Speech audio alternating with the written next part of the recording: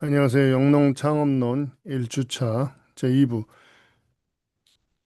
가공과 유통의 혁신을 통해서 농업의 가치를 더하는 이 주제에 대해서 함께 해보시겠습니다.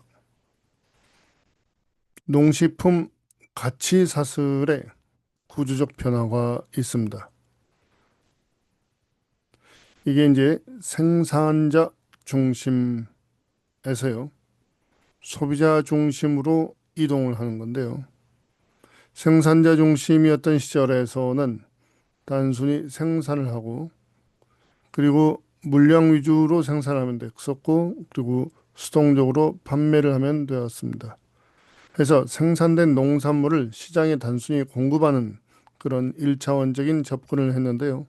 이제는 소비자 중심, 컨슈머 센트릭이라고 해서 이 소비자들은 가치 소비를 해요. 그리고 맞춤형 가공을 원하고 능동적 유통을 원합니다. 이것을 잘 생각을 해봐야 되는 거죠. 그래서 소비자의 니드를 데이터로 분석하고 기획, 가공, 브랜딩을 통해서 부가가치를 창출하는 모델을 세워야 돈을 벌 수 있다는 것이죠. 그래서 시장의 권력은 생산자에서 소비자로 완전히 이동했기 때문에 소비자를 이해해야 사업을 할 수 있는 그런 시대가 왔다고 볼 수 있겠습니다. 자, 이제는 6차 산업이라는 단어를 많이 들어보셨을 텐데요. 6차 산업의 그 방정식을 말씀드리도록 하겠습니다. 1차 산업은 생산이고요. 2차 산업은 가공이라고 볼 수 있습니다. 3차 산업은 서비스를 의미하죠. 그래서 이 세 가지를 곱하게 되면은 6차 산업이 된다는 그런 방정식에 만들어져 있습니다. 자, 그래서 1차 산업은요. 유무형의 농촌 자원과 농산물을 생산하는 것이고요. 2차 산업은 이것을 제조 및 가공을 통해서 부가가치를 증대하는 것입니다. 3차 산업은 체험, 관광, 유통, 외식 등 서비스를 연계하는 것이죠. 그렇기 때문에 이 농산업에 뛰어든다는 것은 굉장히 머리가 좋아야 뛰어들 수 있는 그런 시대로 변하고 있는 것입니다. 하단에 나오는 것처럼 6차 산업은 단순 덧셈이 아닌 곱셈입니다. 그래서 어느 하나라도 0이 돼버리면 전체 가치가 소멸합니다. 그렇기 때문에 간혹 가다가 이 창업을 하겠다고 이렇게 와서 바로 치유농업과 같은 이런 서비스 3차 산업에 뛰어들겠다고 오시는 분들이 있어요. 이때 바로 1차와 2차가 특히 1차가 0인 상태로 오시는 거죠. 그러게 되면 어떻게 됩니까? 그냥 0이 되는 겁니다. 해서 바로 3차로 뛰어드는 것은 위험성이 굉장히 높다는 것을 말씀드리고 싶습니다. 좀 특이하죠.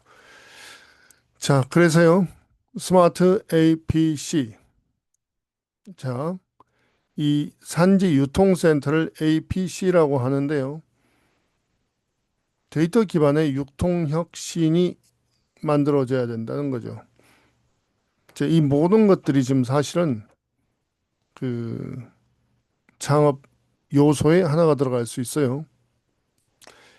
자, 입고와 선별 이게 지금 이제 되고요. 그 다음에 이것이 데이터가 저장이 되고, 그 다음에 자동 포장이 되고 출하가 되는 것입니다. 이런 과정을 거치게 되는데요. 입고와 선별은 비파괴 센서와 영상 데이터를 활용을 해가지고 당도, 산도, 크기, 결점 등을 정밀 분석해 주는 것이고요. 이런 것들이 데이터 저장이 돼요.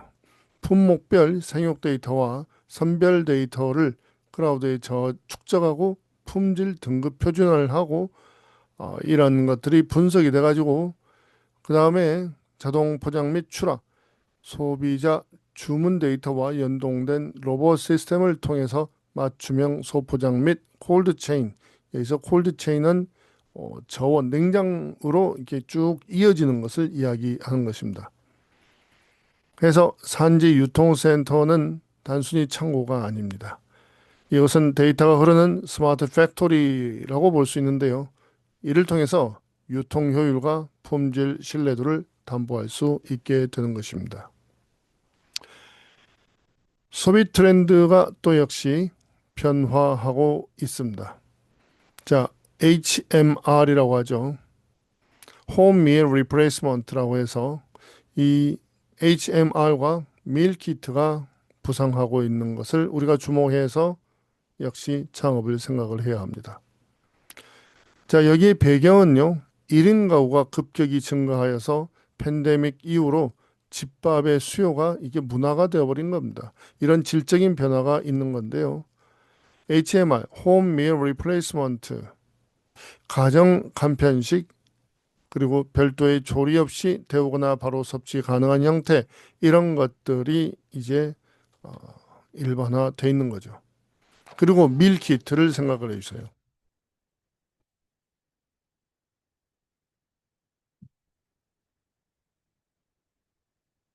이 손질된 식재료와 정량의 양념, 레시피가 동봉되어서 요리하는 즐거움과 편리함을 동시에 제공하는 것을 밀키트라고 보는 것이죠. 그래서 이제는 이런 HMR과 밀키트를 접근하는 그런 사업들이 이제 성공 요인이 될 수 있겠죠.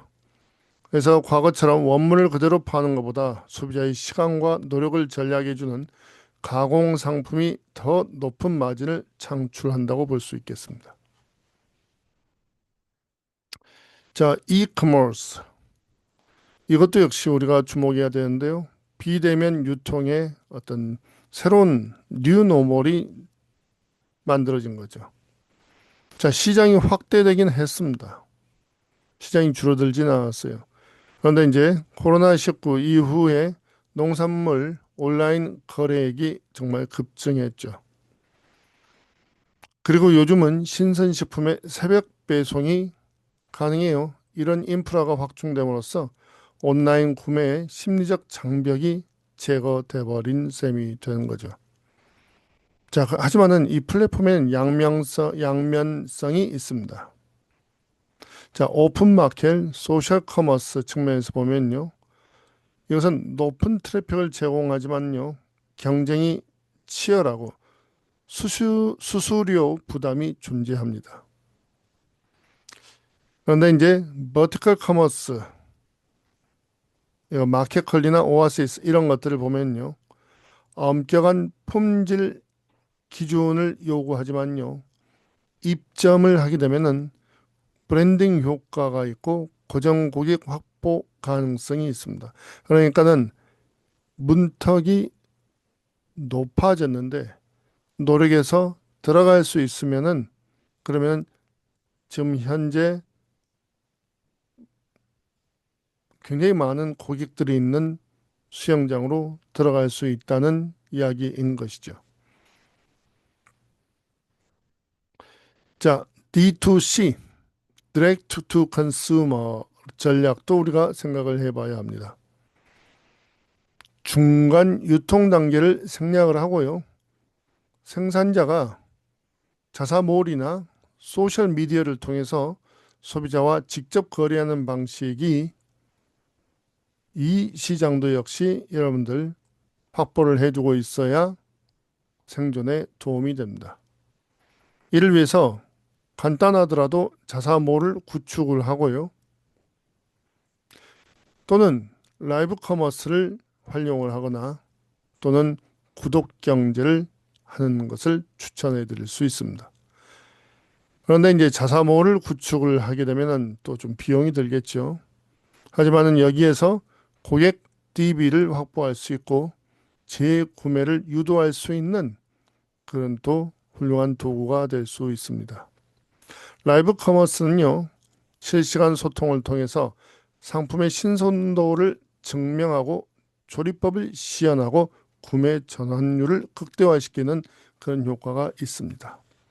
구독 경제는요, 정기 배송을 통해서 안정적인 현금 흐름과 재고 관리에 최적화라는 그런 또 장점이 있습니다. 자, 이런 D2C 전략은 장점은 마진율이 높아요. 그래서 마진율이 개선이 되고요. 그리고 고객 팬덤이 형성이 될 수 있습니다. 단점이라면요. 초기 마케팅 비용이 이게 발생할 수 있습니다. 그리고 CS 및 배송 업무가 이게 그러니까 택배 싸는 업무가 이게 굉장히 부담이 됩니다. 자, 케이스 스터디를 한번 해볼까요? 어글리어스라고 해서요. 이게 못생긴 이 채소, 과일들을 판매하는 거. 이걸 결점으로 개성을 성화시키는 전략이었는데요. 이게 문제가 무엇이었냐면 맛과 영양에는 문제가 없었는데요. 모양과 크기가 규격에 맞지 않아서 못난이 농산물로 이게 가격을 잘 못 받고 있었죠. 그런데 이것을 못난이라는 개성 있는 농산물로 재정의함으로써 이게 상황이 많이 달라졌습니다. 그리고 랜덤 박스 형태의 정기 구독 모델을 도입을 했어요. 그리고 각 채소의 구출 스토리와 이를 활용한 레시피 제공을 해줌으로써 이게 굉장히 재미있는 솔루션이 되었습니다. 해서 상품의 물리적 스펙보다 가치 소비를 지향하는 MZ세대의 심리를 정확히 타격을 한 그런 하나의 케이스라고 볼 수 있겠습니다. 자, 곡물집이라고 해서요. 곡물을 미식의 영역으로 이렇게 가지고 온 것입니다. 토종 곡물은 생산량이 적고 가격이 비싸다는 인식이 있었는데요. 그래서 일반적인 유통으로는 경쟁력 확보가 아주 어려웠습니다. 근데 이걸 어떻게 해결을 했냐면요. 이걸 리프레임을 시켰어요. 몸에 좋은 잡곡이 아니라요. 다양한 맛과 향을 가진 미식 재료로 접근을 해줬어요. 그래서요. 곡물 스프레드나 커피 대용 곡물차 등 현대적 식문화에 맞는 그런 제품으로 개발을 해준 것이죠. 그리고 이 매거진과 같은 패키지 디자인과 쇼룸 같은 것을 운영을 해가지고 이게 또 좋은 케이스 스터디가 되는 것입니다. 자, 그래서 스토리텔링이 굉장히 중요하다는 거죠.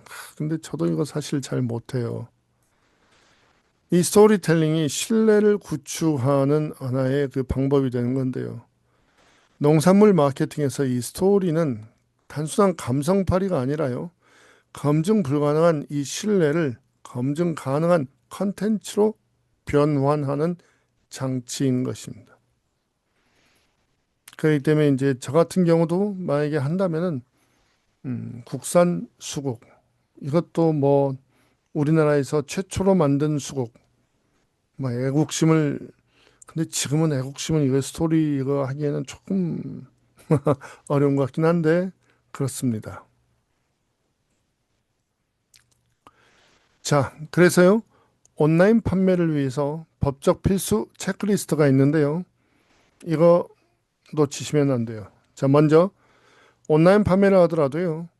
사업자 등록 또는 통신 판매업 신고를 꼭 하셨는지 확인을 해 주시기 바랍니다. 아주 소량으로 할 때는 모르지만요. 어느 정도 본격적으로 하게 되면은 이 통신 판매업 신고를 꼭 해 주셔야 합니다. 그 다음에 원산지 표시법을 준수해 주셔야 합니다. 국산이나 수입산 여부, 그리고 구체적인 생산 지역 표기 의무사항을 지켜주셔야 해요. 그 다음에 식품위생법을 지켜주셔야 합니다. 가공식품의 경우 그렇습니다. 즉석 판매 제조 가공업 또는 식품 제조 가공업 허가가 필요합니다.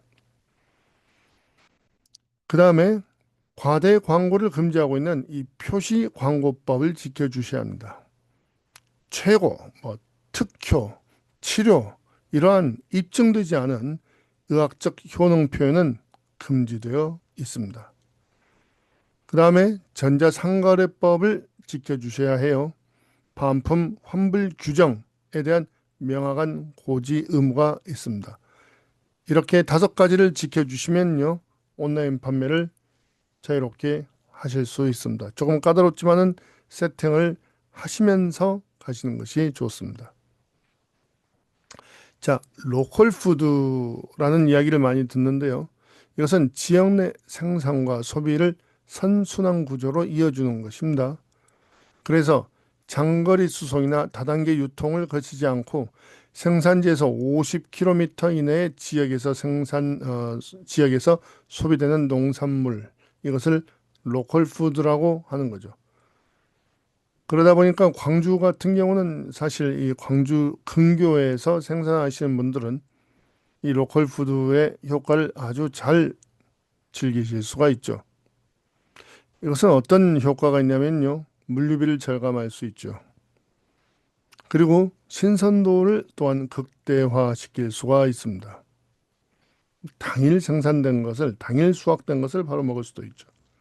그 다음에 소득이 안정적이 될 수 있습니다. 로컬 푸드 직매장을 통해서 중소농, 고령농의 안정적인 판로가 확보될 수 있다는 것입니다. 지금은 이제 농협이 이러한 역할을 해주고 있는데 잘 활용할 수 있으면 좋겠습니다. 그래서 지역 내 직매장 입점이나 학교 급식 납품 등 공공 급식 시장을 공략하는 그런 것을 로컬 푸드 액션으로 볼 수 있겠습니다. 자, 자금 조달과 시장 검증은, 이것은 우리 또 젊으신 분들이니까 크라우드 펀딩을 한번 생각해 볼 수 있겠습니다.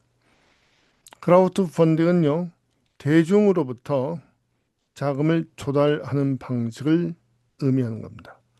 예를 들어서 와디즈나 텀블벅 같은 그런 사이트에서 우리가 한번 들어가 보시면 이게 어떻게 돌아가는지 아실 수 있습니다. 자, 그래서 이거는요, 우리 농업에서는, 자, 예를 들면 이렇게 됩니다. 사전 주문을 받고요. 그 다음에 사전 시장 검증을 하고, 그 다음에 스토리 홍보를 하게 되는 겁니다. 사전 주문은 생산 전에 고객을 확보해서 재고 부담을 제거하는 그런 좋은 효과가 있고요.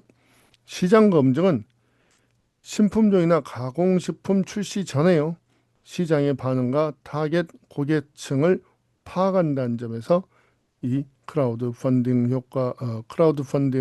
이 방법이 좋을 수가 있겠습니다. 그리고 이게 또 스토리 홍보 부분은요, 상세 페이지를 통해서 이 브랜드 스토리와 철학을 깊이 있게 전달하는 것이 가능한 그런 좋은 효과가 있을 수 있습니다.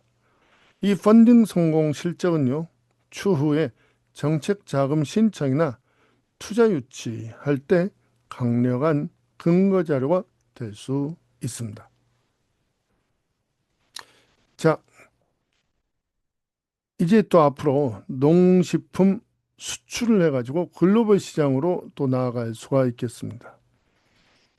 지금은 이게 그 시장의 그 마켓 오퍼튜니티가 굉장히 높죠. 왜냐하면은 K푸드 열풍이 있기 때문에 이 한류 컨텐츠 확산으로요, 한국 식문화에 대한 글로벌한 관심이 증대하고 있는 것을 우리 잊지 않아야 합니다. 그리고 나갈 때는 이제는 프리미엄 전략을 써야 합니다. 고품질 안정성을 강조한 프리미엄 과일 또는 프리미엄 어, 이러한 과일 같은 것들을 그 수요가 증가하고 있다는 것을 잊지 않아야 해요. 자, 그리고 요즘은 스마트팜도 수출을 한다고 하죠.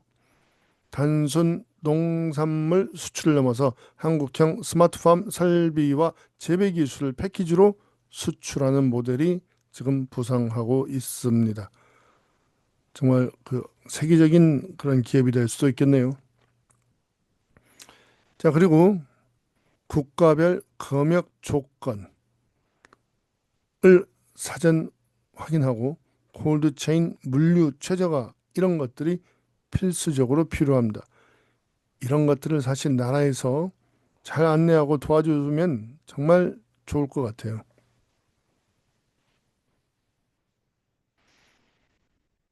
내 농장만의 차별화된 유통 전략을 한번 세워볼 수 있을 것 같아요. 자, 그래서 자, 코어 아이템. 내가 주력할 장목은 무엇인가?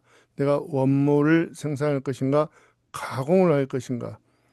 저 같은 경우도 육종을 할 것인가? 육종한 것을 생산할 것인가? 고민이 항상 됩니다. 그 다음에 타겟 오디언스. 누구에게 팔 것인가 항상 고민을 해야 되죠.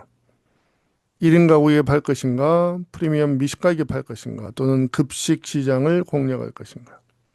그 다음에 value proposition. 나의 그 차별화 포인트는 무엇이 되어야 하는 것인가? 이 스토리라든지 기능성이라든지 맛이라든지 디자인이라든지 이런 뭔가를 차별화시켜 주어야 한다는 것입니다. 그 다음에 채널 믹스, 어디에 팔 것인가? 여러 채널을 가지시는 것을 추천드립니다. 자사몰이라든지 오픈마켓이라든지 로컬 푸드 또는 펀딩까지도 모두 다 가지는 것이 사실은 좋죠. 그러니까 사업가로 산다는 것이 이게 굉장히 부지런해야 합니다. 부지런하지 않으신 분들은 사업을 하시면 어렵습니다. 이 성공적인 농업 비즈니스는요, 좋은 작물을 키우는 것에서 시작하지만요, 고객에게 닿는 길을 설계하는 것에서도 역시 완성이 된다고 볼 수 있겠습니다. 예, 지금까지 영농차업론